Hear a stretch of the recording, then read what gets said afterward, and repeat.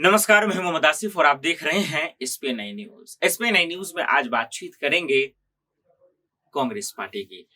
आज बात करेंगे सचिन पायलट की। सचिन पायलट ने यूं कहें कि सोनिया गांधी को जो है एक तरीके से सोचने पर मजबूर कर दिया है। सचिन पायलट ने आज वो सबक सिखा दिया है कांग्रेस को जो उन्हें सीखनी चाहिए। सचिन पायलट ने वो तमाम ज्ञान दे दिया है कांग्रेस के हाईकमान को जो उन्हें जरूरत है। सचिन पायलट ने ये इशारा कर दिया है कि आज कांग्रेस की कमी क्या है, कांग्रेस में की जो सबसे बड़ी कमजोरी है वो क्या है।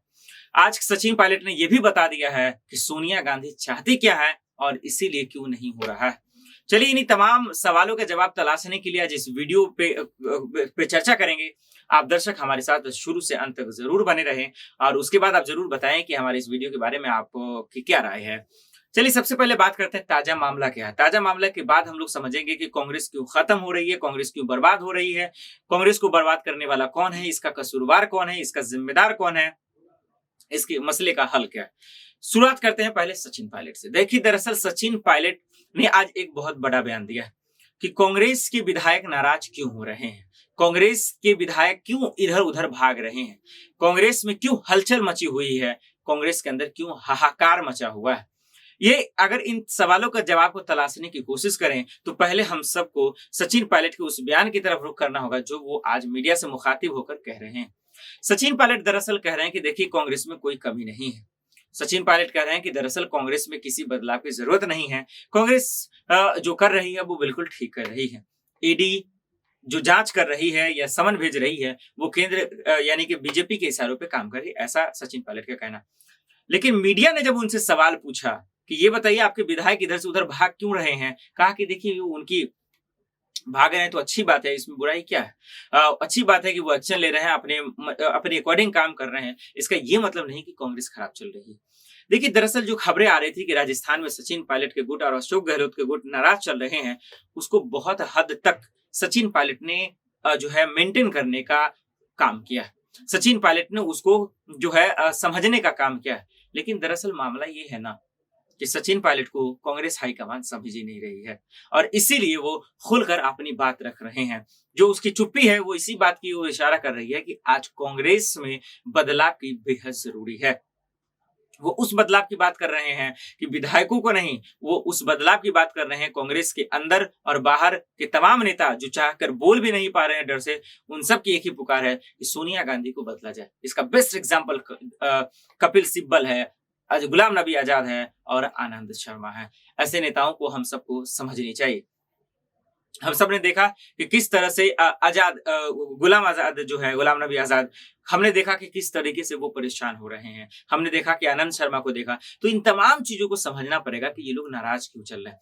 पहले ये कांग्रेस की कमजोरियों पे बात करते थे कि दरअसल कांग्रेस की कमजोरी ये है कि दरअसल कांग्रेस चाहती है कि गांधी परिवार पे कोई आंच ना आवे, उस पर कोई सवाल ना उठे और इस पे हमारा काम भी निकलता रहे, काम भी हो जाए और गांधी परिवार पे दाग न लगे कि ये सत्ता के लालची नहीं है, ये कोई पद नहीं चाहते। मेरा सवाल है, आपको सही में कोई लालच नहीं है तो फिर आप किसी अन्य को क्यों नहीं अध्यक्ष पद दे देते हैं। जो कपिल सिब्बल कह रहे थे और जो गुलाम नबी आजाद, आनंद शर्मा जैसे नेता कह रहे हैं, क्यों नहीं सुन लेते हैं आप उसकी बात को, क्यों नहीं एक बार मौका दे देते ताकि बाद में ये तो पता चल जाए कि हाँ भाई सोनिया गांधी अगर गलत थी तो फिर आज दूसरे नेता क्यों नहीं सही कर रहे हैं। देखिए ये नेता गलत नहीं है। दरअसल मामला क्या है कि सोनिया गांधी, राहुल गांधी, प्रियंका गांधी चाहते ही नहीं कि किसी को यहाँ पर उनके जगह पे मौका दिया जाए। न महासचिव में बदलाव हो और न ही अध्यक्ष पद में बदलाव हो। अब ऐसा क्यों कह रहा हूं मैं, ये ही सोच रहे होंगे, आइए बताता हूँ। 5 राज्यों के नतीजे हैं।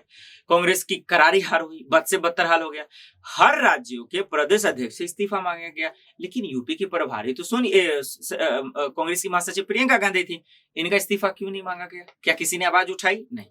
किसी ने उठाई? अजय कुमार लल्लू ने, जिसका इस्तीफा हुआ। उनके करीबियों ने भी सवाल किया जिशान ने कि भाई क्यों नहीं इस्तीफा दे रही। जितना आज इस्तीफे का जिम्मेदार, हार का जिम्मेदार अजय कुमार लल्लू, उतना ही जिम्मेदार तो प्रियंका गांधी भी है, फिर क्यों नहीं दिया भाई।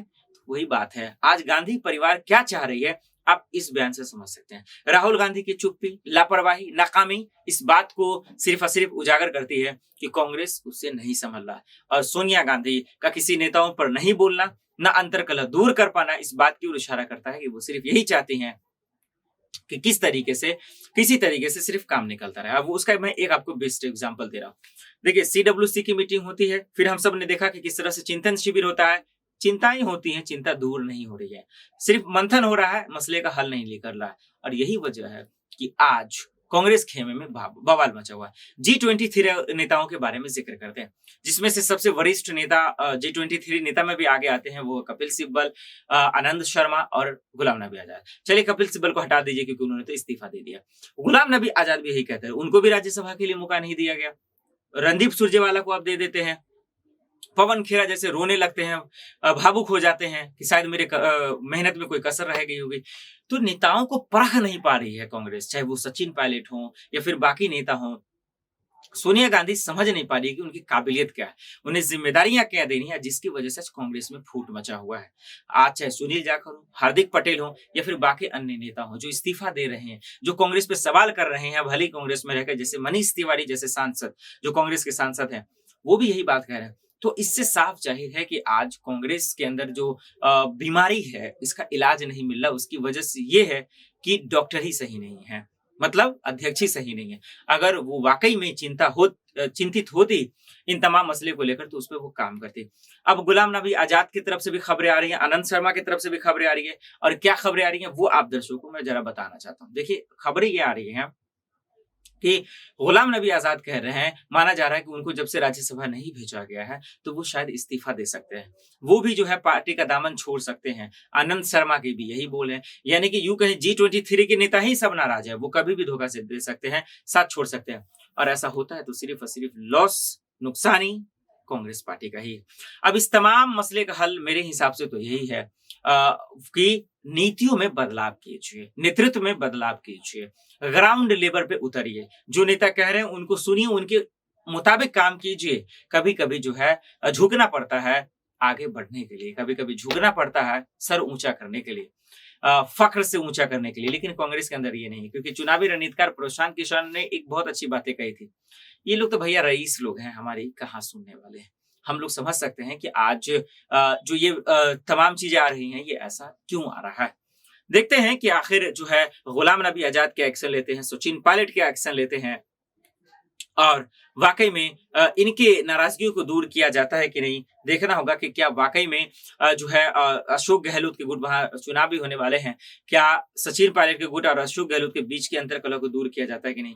क्योंकि सोनिया गांधी ने 60 दिन का वक्त तो दे दिया है, लेकिन भाई करेगा कौन, अपने आप तो होने वाला नहीं है, बीच में तो किसी को आना पड़ेगा। और सोनिया गांधी, प्रियंका गांधी, राहुल गांधी को फुर्सत कहाँ है इस अंतरकलह को दूर करना। पूरी तरीके से छोड़ दी गई है कि कांग्रेस रहे या ना रहे, कोई फर्क नहीं पड़ता।